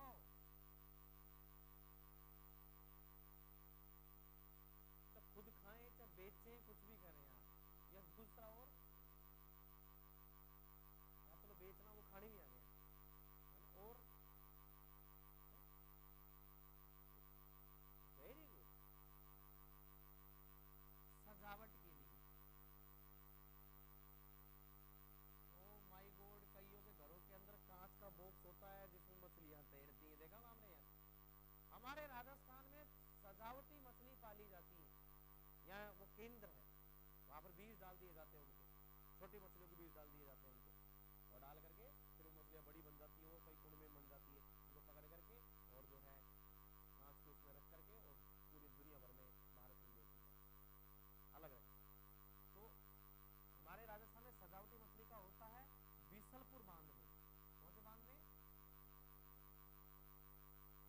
तुम लोग डायरेक्टली जो पानी पीते हो ना, तो कई बार मरी मछलियां भी साथ के साथ उसमें आ जाती है, तो एक छोर से साफ होती रहती है, दूसरे तरफ से पानी चलता रहता, फिल्टर पानी नहीं आता, मुंह उठा करके फिर पी लेते डायरेक्ट, है ना, यस। या खाने के लिए कितना पीते हैं, और कोई 2-3 साल पी लो बोरिंग का, उसके बाद में सारी बोरिंगें समाप्त होने वाली है।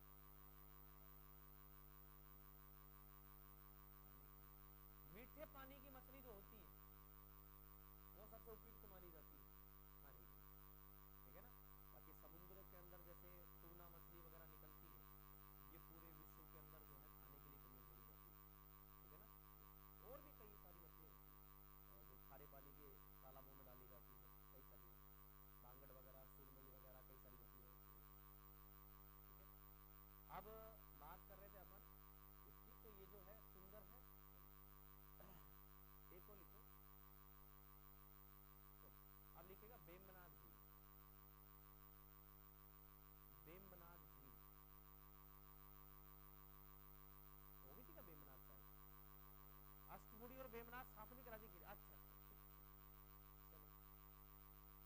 बेचारे आए नहीं थे, वो तो डाल लिए होंगे, या कईयों ने पढ़ भी लिया तो भी लिख लिए होंगे। चलो लिखा रहा है तो लिख ही लेते हैं, जो भी बता रहा ठीक ही है, पढ़ना तो हमें वैसे ही नहीं है, झेल रही है कहीं जिंदगी में। लिखेगा वूलर झील, ये भी लिख ली थी क्या? हाँ तो हाँ क्या तो बोलो ना।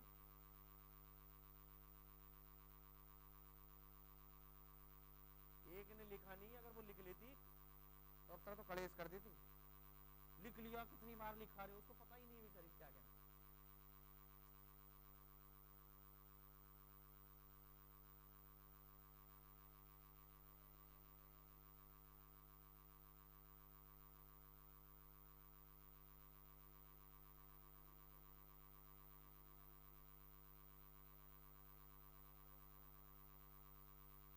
एग्जाम्पल में वूलर होगी कंप्लीट। अरे गरीबों, कैसे कैसे लोग आगे मेरी जिंदगी में, समझ किनको पढ़ा रहा हूं मैं, बेवकूफों को। लिखो वूलर जी,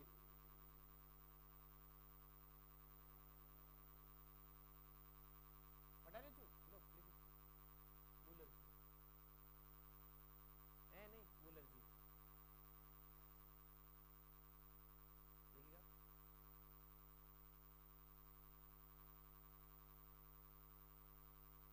जम्मू कश्मीर में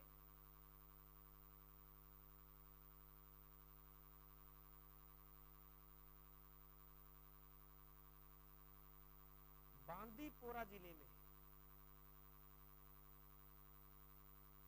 बांदीपोरा,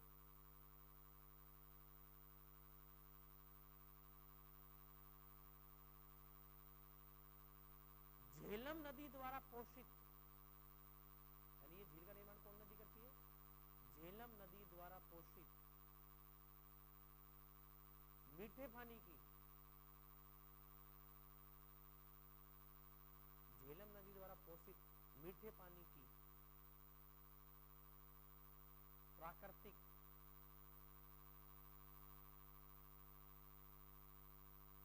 भारत की सबसे बड़ी झील, भारत की सबसे बड़ी झील।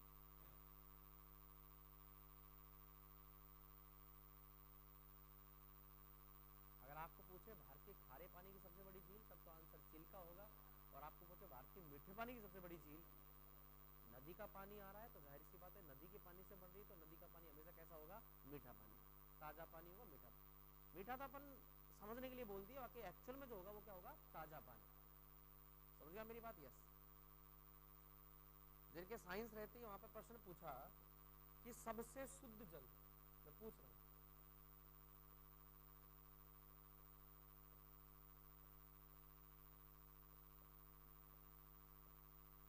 ऑप्शन दे रहा हूं,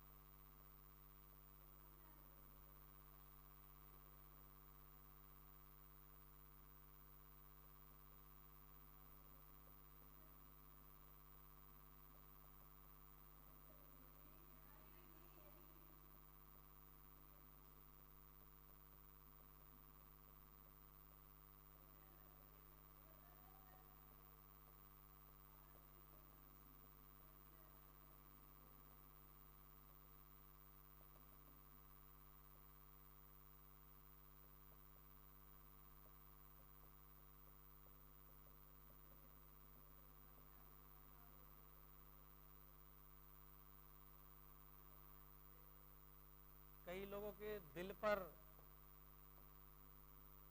कुछ गुजर जाए, कोई दिक्कत हो जाए, बोले साहब हम जो सोच रहे हो तो है ही नहीं, हमारे घर का जल, हमारे घर के बगल में नाले का जल, और हमारे घर पर बोरिंग जिसमें 14 नोजल चलते हैं, नहीं समझा मेरी बात यार, उसका जल। और कई कहते हैं कि नहीं साहब हमारे चुम्मू का जल, आंसू जल, हिमनद ताल का जल और वर्षा जल, नदी जल। प्लीज मुझे बताइए।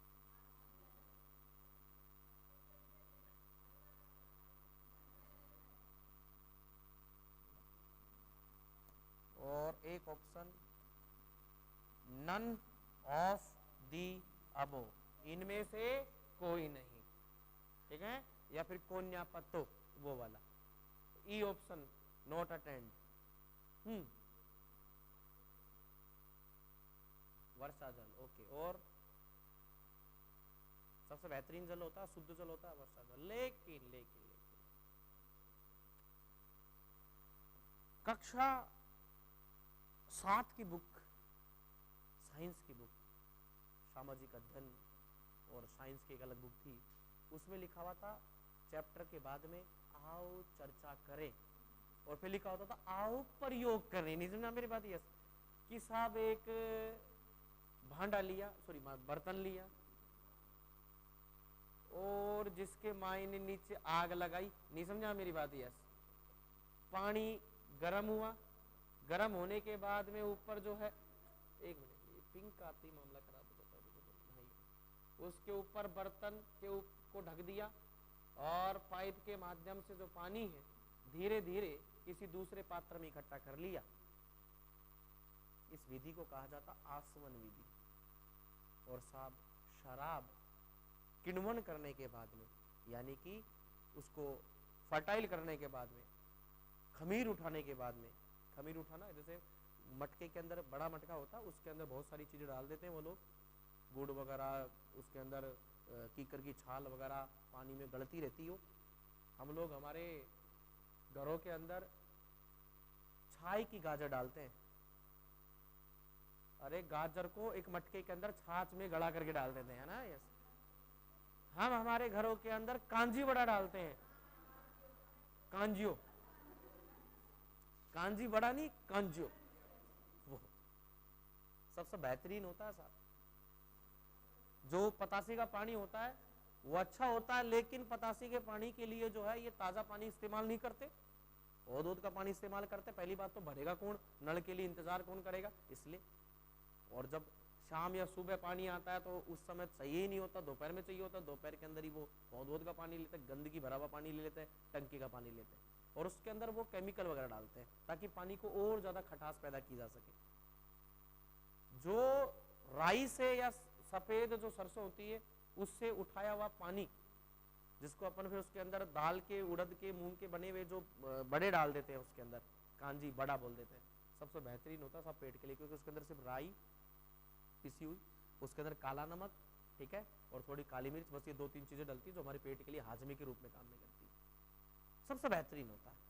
जब भी हो कांजी बड़ा, कांजी बना करके कांजियो, और उसको चाहे फ्रीज में रख दो, और सर्दियों के समय तो भारी रख दो बोतल के अंदर, और 1 गिलास हम पी सकते हैं। उसके अंदर कई लोग तो चुकंदर भी डालते हैं, चुकंदर का रस भी डालते हैं, ठीक है ना। यस, तो ये जो होती है इसको किण्वन करते हैं वो लोग, करने के बाद में इसको गर्म करते हैं, और ऊपर जो बर्तन, कभी आपने देखना सब्जी वगैरह ढकते हो, चाय बनाते हो, तो उसके ऊपर देखना बर्तन के ऊपर ओस की बूंद जम जाती है, चाहे नीचे पानी चीनी वाला पानी हो, चाहे नीचे जो है सब्जी जिसके अंदर खूब सारा नमक डाल रखा हो, और ऊपर वो पानी लगेगा, उसकी बूंदे लगेंगी, भाप लगेंगी। वो लोग करते नहीं कि वो प्लेट निकालते और बर्फ पसीना, तो नहीं समझा मेरी बात? यस, वो पानी अगर आप टेस्ट करेंगी तो वो पानी बिल्कुल शुद्ध पानी होगा, समझना मेरी बात में? यस, भाप का पानी, वो वाला पानी जो होता है ये विधि कहलाती है आसवन विधि। क्या कहलाती है? सबसे शुद्ध जल यही होता है, चाहे पानी उसमें नाले का ही क्यों ना रख दो, किसका पानी डाल दो, नाले का ही पानी को डाल दो, गर्म होगा, सब कुछ खत्म हो जाएगा, और पानी सिर्फ वही लगेगा जो शुद्ध पानी होगा। अगर ये ऑप्शन में है तो ये है आंसर, और ये ऑप्शन में नहीं है तो किसका जल? वर्षा का जल। और वर्षा से क्या बन रही है? नदी और हिमनद। ये बात की बात, हिमनद के में क्या बन रहा है? ताल। तो इसमें टॉप आंसर जो है आंसू जल नंबर 1 पर, वर्षा जल नंबर 2 पर, नंबर 3 पर और नंबर 4। बात समझ गए क्या? यस, ये सब चीजें होती है उसके अंदर। तो आंसू जल जो है इस प्रक्रिया से होता है। वापस आते हैं, अब अगर हम देखें वापस, तो ये जो है ताजा पानी की, मीठे पानी की, ओके यस। और एक बात और लिख लो,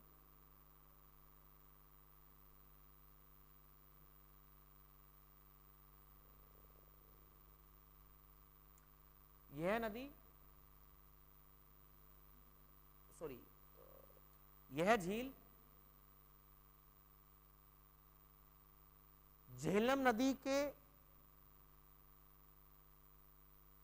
पानी को समाहित करके, यह नदी झेलम नदी के पानी को समाहित करके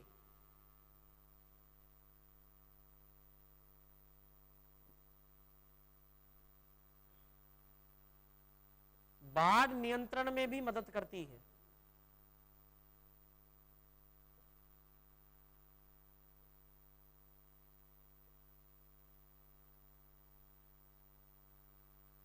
झील के मुहाने पर, मैंने आपको पढ़ाई थी जब चेनाब नदी पढ़ा रहा था, तब मैंने पढ़ाई थी आपको तुलबुल परियोजना, बताई थी आपको, यस तुलबुल परियोजना, थीन परियोजना, रणजीत सागर परियोजना, यस लिखेगा। इस झील के मुहाने पर तुलबुल परियोजना, यानी आसपास के क्षेत्रों में पेयजल का, पीने का पानी, वह नौ संचालन झील है, इसमें नावें चलाई जाती है।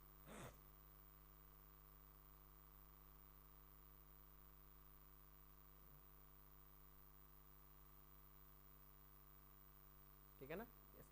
वो मैंने चेना, ये जो इसका निर्माण जो है किसकी वजह से हो रहा है, झेलम नदी के द्वारा। और मैंने अभी क्या बोल दिया, झेलम, हाँ सही है, मैंने अभी चेनाब बोल दिया ना गलती से, कि चेनाब के ऊपर नहीं, वो झेलम ही है ना, लिखवाया नहीं, वैसे बोल दिया था मैंने। हाँ झेलम से ही तो बनती है, वुलर झील का नहीं, ओके यस। और एक बात और लिखो,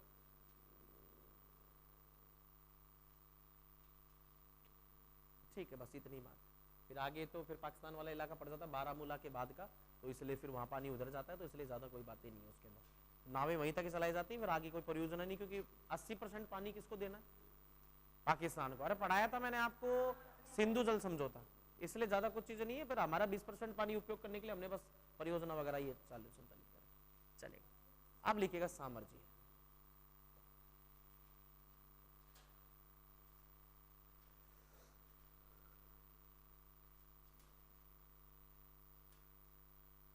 लिखिएगा जयपुर जिले में स्थित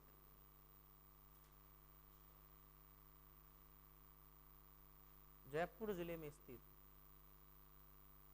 सर्वाधिक लवणीय झील,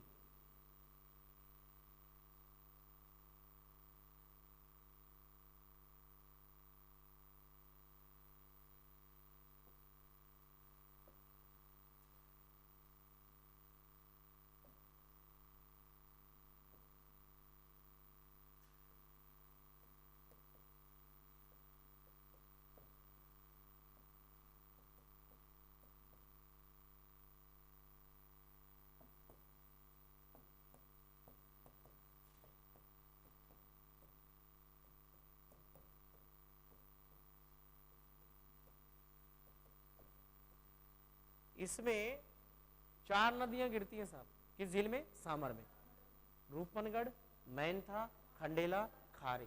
उत्तर से खारी, दक्षिण से मैनथा, पूर्व से खंडेला, पश्चिम से रूपनगढ़। राजस्थान पढ़ाऊंगा, झील पढ़ाऊंगा, तब चर्चा करेंगे, लेकिन सांबर आ गई तो इसको फिर मैं राजस्थान लेवल से ही पढ़ा रहा हूँ, ठीक है ना, बिल्कुल। राजस्थान लेवल पर गिनी चुनी चीजें, लेकिन बहुत गहराई से प्रश्न पूछा जाता है, सावधान रखिएगा। बाल की खाल निकाली जाती है उसके अंदर, संस्कृति तक बातें पहुंचाई जाती है, तो ध्यान देना। तो ये जो है इसके अंदर 4 झीलें गिरती हैं और एक लवणीय झील है, और जिस झील में लवण की मात्रा जितनी ज्यादा होगी तो जाहिर सी बात है वो क्या बनाने के लिए, नमक बनाने के लिए। और हमारे भारत के अंदर सबसे ज्यादा नमक उत्पादन करने वाली झील भी कौन सी है, सामर झील। लिखेगा, आपने लास्ट लिखा कि एक ऐसी झील है, लवणीय झील है। सर्वाधिक लवणीयता पाए जाने के कारण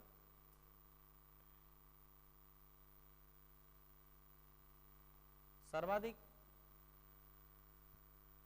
लवणीयता पाए जाने के कारण इसमें सर्वाधिक नमक का उत्पादन होता है। सर्वाधिक नमक का उत्पादन होता है।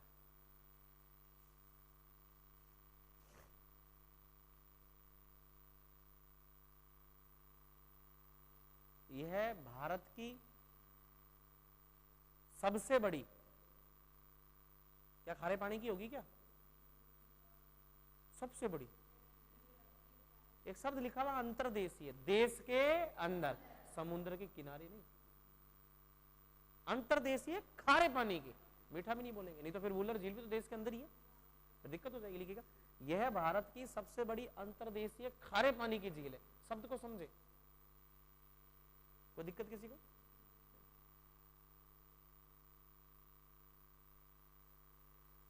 इसमें 4 नदियां,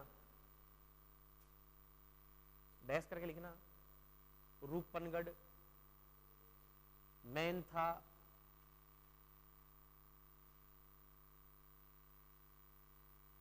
खारी, खंडेला। रूपनगढ़, मैनथा, खारी, खंडेला आकर गिरती है, आकर गिरती है। और भाई साहब इसमें एक झील है, एक नदी है, मैनथा नदी। कौन सी नदी? मैं राजस्थान में पढ़ूंगा कि सर्वाधिक लवण जो लेकर के आने वाली नदी, जो इस झील के अंदर लवण की मात्रा को बढ़ाने वाली, वो कौन सी है? मैनथा नदी। क्लियर? क्यार बना दिया जाता है, पानी उसमें भर दिया जाता है। खेत के अंदर अपन क्यारी बनाते हैं ना, और पानी देते रहते हैं, ऐसे पानी भर देते हैं, क्यार को बंद कर देते हैं, पानी उधर चलता रहता है। और जो पानी उस क्यारी में भरा रहेगा, और जैसे ही जल धूप पड़ेगी और वो पानी भाप बन के क्या हो जाएगा? उड़ जाएगा, और नीचे परत किसकी बची रह जाएगी? नमक की। उसको इकट्ठा कर लेते हैं, स्फटिक नमक वगैरह, डगले वाला नमक बन जाता है। तभी आपने देखा होगा कि वो मोटे दाने वाला नमक देखा होगा आपने? यस, वो नमक। क्लियर? यस। वो ज्यादा दाने वाला होता है, वो ज्यादा उसमें इतनी चीजें नहीं होती है, फिर उसको आयोडीन वगैरह ये सब चीज मिला करके शुद्ध नमक तैयार किया जाता है। टाटा नमक वगैरह जो होता है ना, ये शरीर के लिए आयोडीन जो है, आयोडीन की कमी से बहुत सारे रोग होते हैं। आप साइंस में पढ़ोगे कई प्रकार के रोग होते हैं, घेंगा वगैरह कई था ना। तो आयोडीन युक्त नमक जो है, यानी कि अच्छी कंपनी का नमक खाना चाहिए। आयोडीन की अगर मात्रा की कमी हो जाए तो बहुत सारे थायराइड जैसी चीजें भी हो जाती हैं। Okay, next. कई लोगों को गले का कैंसर, कई लोगों को गले में गांठ, ठीक है ना, यस, कई लोग गांठ बड़ी हो जाती है, उसको निकलवाते हैं, वो आगे चल के कैंसर का भी रूप ले सकती है, उसके उत्तक तैयार, वो सब होता है आयोडीन की कमी से। क्लियर? यस, ये होता है। और ज्यादा नमक ऐसे बोले चलो ठीक है प्लेट भर के ज्यादा ही आयोडीन ले ले, तो फिर हड्डियों को गड़ा देगा वो आपको। नेक्स्ट, इस झील को रामसर स्थल, इस झील को रामसर स्थल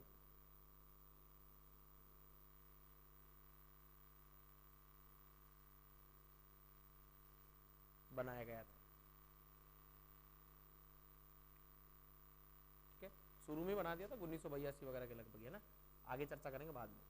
क्योंकि इस झील के अंदर बहुत सारे पक्षी आते हैं, ठीक है, प्रवासी पक्षी आते हैं। इस झील के किनारे मंदिर, पुरानी हवेलियां, ठीक ना, देवयानी जी का मंदिर है वहां पर, चौहान वंश वहां पर, सांबर के चौहान, ठीक है, साल्ट म्यूजियम अभी बनाया गया वहां पर, वो लिख लो। झील के पास मंदिर, पुरानी हवेलियां, सांबर साल्ट म्यूजियम, और अभी थोड़ी देर पहले फ्लेमिंगो दिखाए थे मैंने आपको, तो वो फ्लेमिंगो साहब यहां पर भी आते हैं।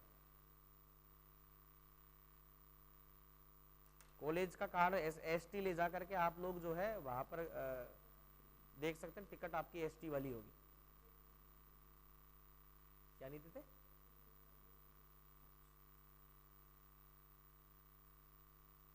तुम्हारे लखनी ऐसे होंगे। हाँ चलिए,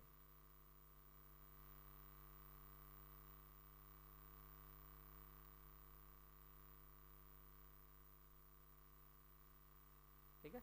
और इसकी कई सारी बातें होंगी इतिहास से जोड़ते हुए और उससे जोड़ते हुए अपन जब है ना राजस्थान लेवल में पढ़ाएंगे, ठीक है ना। तो यहाँ तक झीलें पूरी कंप्लीट होती है। और एक बात और, कल मैं आपको एक लिस्ट और दूंगा, जो मैं आपको ज़्यादा घबराने की आवश्यकता नहीं है। लिस्ट ये दूंगा ये वाली, कि आपको ये देंगे कि भाई आंध्र प्रदेश और उसमें कौन कौन सी झीलें सारी आ गई, फिर आएगा कर्नाटक, उसकी कौन कौन सी सारी झीलें आ गई। तो इससे क्या है कि आपको चीज़ें समझने में आसानी रहेगी। अब इसमें तो पूरी पूरी आ नहीं सकती, उसमें तो ये आई है कि भाई प्रसिद्ध जिलों को लिखवाया मैंने आपको, कुछ विशेष बात होगी, ठीक है ना। यस, ये पूरी लिस्ट दे देंगे। फिर नेक्स्ट टॉपिक अपन शुरू करेंगे जलवायु का। किसका शुरू करेंगे? जलवायु। ठीक है ना। और वो कार्यक्रम कल से शुरू होगा और कब से शुरू, ठीक है, तो थोड़ा ध्यान रखना।